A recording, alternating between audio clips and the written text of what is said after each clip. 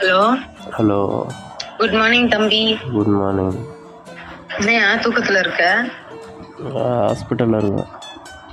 ஹாஸ்பிட்டல்லையா? ஏண்டா? பாம்பு கடிச்சிருச்சு. எப்போ? காலையில். என்னடா சொல்லவே இல்ல? எந்த ஜிஹெச்லயா?